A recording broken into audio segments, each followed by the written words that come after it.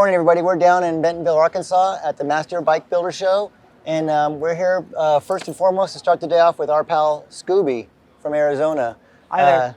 Scooby's a vintage bike guy, and as a vintage guy myself, I was drawn immediately to his booth to look at. He has this great fat chance and a Merlin, and some, but this is the bike. This is like the bike on top of the wedding cake type of bike. One of Doug Bradbury's famous Manitou hardtails. Scooby, tell us a little bit about the bike and how you came to find it. Well, I was riding with I ran across a fellow that I was riding on South Mountain National Trail.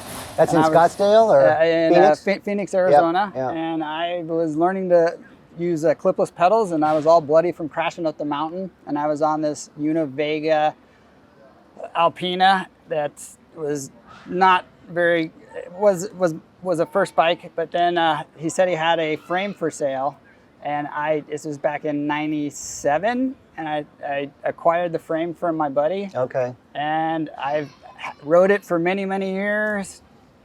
Then it hung on a wall for a while, and then I just decided that I created this thing called Vintage Mountain Bike Swap Meet, and I just started gathering parts, and then I dug the frame back off the wall and then built it with all the parts that I couldn't afford back when I was racing the bike earlier, and just built it the way that I wanted to see it in its day. Right. And that's where all the parts and everything came from, was like building this website or this Facebook group on called Vintage Mountain Bike Swap Meet.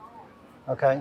I mean, the Manitou, because I remember we were back in Mountain Bike Action back in like 1988 or something when Doug Bradbury, who was a former motorcycle and really a trials rider, but he knew us through motocross action, and he was a dirt bike rider in Colorado. So he hit us up at Mountain Bike Action and brought his bike out the first time ever, and it was because Doug's a big tall hippie out of Manitou Springs and Crested Butte now, and it was pretty rough, but it was super unique in a lot of ways. And so part of the reason why I was also attracted to this bike, it brings back memories of Doug and that early Manitou bike, and of course the Manitou fork, which is he was got on Tomac's C26 Yeti, but it was at a Park City Norman National where, honest to goodness, my friend Roger Gobbin, who worked at Answer Products, which is an old motorcycle company started by Eddie Cole back in Saugus, California, but he was out there looking for mountain bike stuff, and literally, I walked him across the street. I'm like, yeah, I know a guy you guys might be able to do a little partnership with. And we walked him over to Doug and introduced Roger to Doug Bradbury. And then lo and behold, a couple years later, Answer bought Manitou. Answer created this new frame, which is completely revised version from Doug's original. And then, of course, the Manitou fork was what came from that, because that was the thing that drew me, telling, for Roger, trying to help Answer Products out, that we knew Paul Turner was doing the RockShox, but here's this quiet hippie over there all by himself in his GMC Safari van, and he was not a really good marketing guy. And so I was able to put those two together, and it was sort of like this is what all became from that, and just things like the ATAC stem, the Answer Hyperlight bars, all this stuff coming out of Easton Products with the 7005 series aluminum. It's a quintessential piece, a period correct piece of some great mountain bike history. I mean, the Manitou fork, look at the Avid, let's see, look right here, look at this. The Avid levers, the blue anno all the way through, the ringlay parts. It's just a beautiful bike, and it not only does it pull on the heartstrings of any guy who was around back then, but it should pull on the heartstrings of modern day riders, because this is a really serious piece of mountain bike history that got us where we are now with so many, in terms of the aluminum, and of course we're on the carbon fiber now, but just. We learned so much from this kind of bike, and you're still riding it today. I still ride it. I've rode it on many rides. On any anniversary rides, she goes out. She's done Flight of the Pigs many times, and so I still ride it as much as I can. Tell us, what are some of the other bikes you have in your collection? Well, I have a 95 Scott Comp Racing steel frame. I also have a 1949 Shelby Flyer that I've converted into more of a retro bike. I've got. I saw the Diamondback Arrival. Yeah, I've got there. the Diamondback Arrival that is a friend of mine's that is wanted me to show it off, and I have a Lightspeed, a couple titanium frames. Yeah, you got the Merlin. I saw the Merlin. Merlin Echo rear suspension bike. Yeah. And a Lightspeed Orbea, or sorry, not. Obed, Lightspeed Obed. Yeah. And is this your favorite bike of all the bikes This you is have? my favorite bike. This is one that I will probably go to the grave with because this is my favorite bike, and yeah, it's my favorite build. I love all the parts. This is my era that I when I went to a Cactus Cup and back when it was in Westworld. This was the bikes that I was seeing back in the day. The surface saddles and all the stuff. All the parts that were all anodized and all the cool stuff was back then in that era, 97, 95, 97.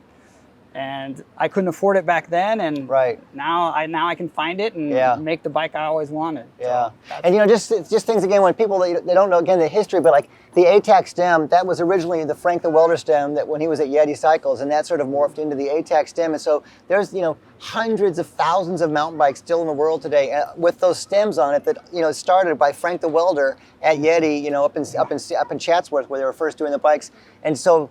I mean, there's just so many things that have these seeds, and then like the Avid brake, it's a detail of history, but Avid was a company that started by Wayne Lumpkin, and his kid now is doing Spot single speed bikes and actually Spot mountain bikes. But this brake, this is beautifully machined brake, and the Avid brakes, that was the brake that.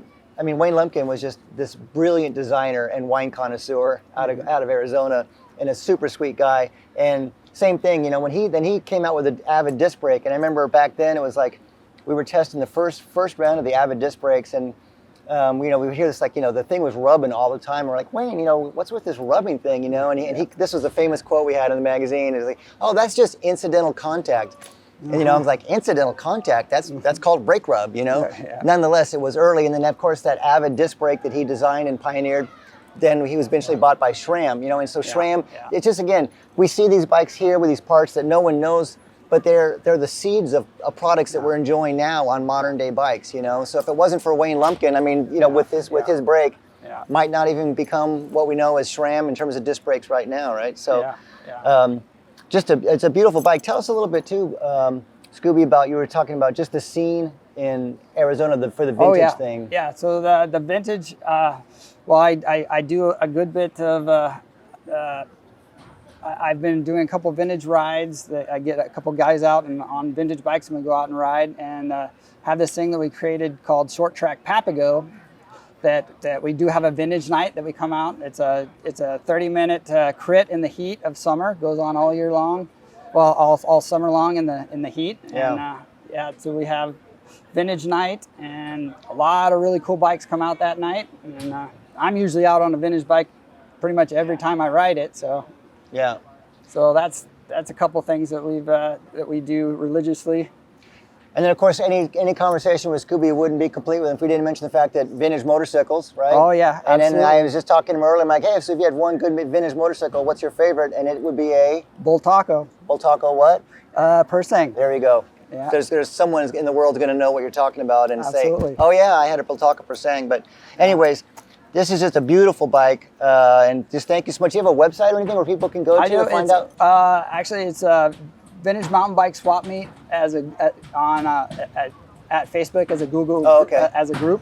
That's all I have for that right now. Okay, so great. Well, thanks so much for coming out and bringing these beautiful pieces of history. I really appreciate it. Thank you.